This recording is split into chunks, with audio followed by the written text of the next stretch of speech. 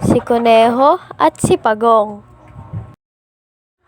Habang naglalakad si Pagong, nasalubong niya si Kuneho.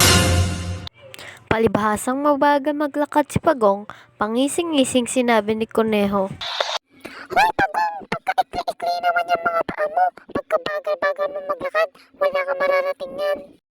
Labis na ng insulto si Pagong sa mga sinabi ni Kuneho, pero hindi niya pinapalata na siya ay nagdadamdam. Upang may mapatunayan na maipagpawalaki rin naman, isinagot niya ang mayabang na Kuneho.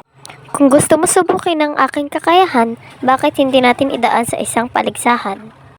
Maaari nga mabagal akong maglakad, pero siguro ako matatalo kita sa palakasan. Nagigla ka yata Pagong, baka mapaya ka lamang. Wika ni Kuneho.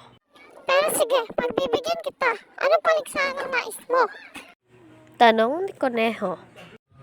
Para magkasubukan tayo, bukas pagsikat ng araw, magkarera tayo patungo sa bundok na iyon. At tinuro ni Pagong ang abot tanaw na bundok. Tuwang-tuwa si Kuneho sa hamon ni Pagong. Dahil nakakasiguro siyang sa bagal ng Pagong ay mananalo siya. Kinabukasan sa paanan ng bundok, maagang dumating sina Kuneho at si Pagong.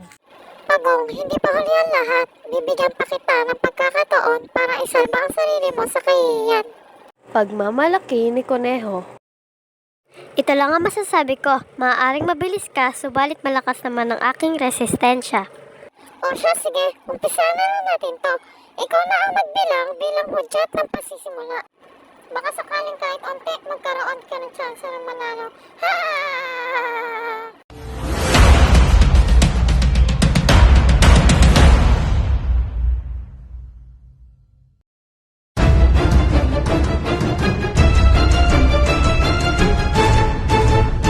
Isa, dalawa, takbo!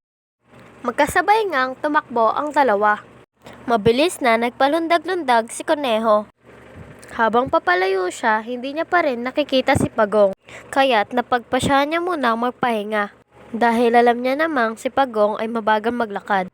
Palubog na ang araw noong makita ni Pagong si Kuneho na nagpapahinga sa tabi ng puno.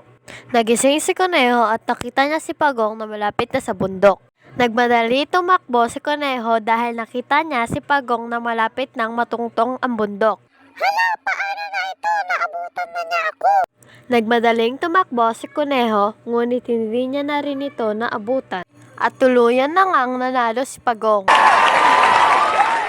Ano, Kuneho, natalo ka sa akin, no? Mas mabilis pa rin ako sa'yo, Pagong. Sadyang nagpahinga lang ako at napagod. Ayan ang sinasabi ko sa iyo, kahit mabilis ka, kung wala ka namang lakas, wala ka pa rin chance na manalo.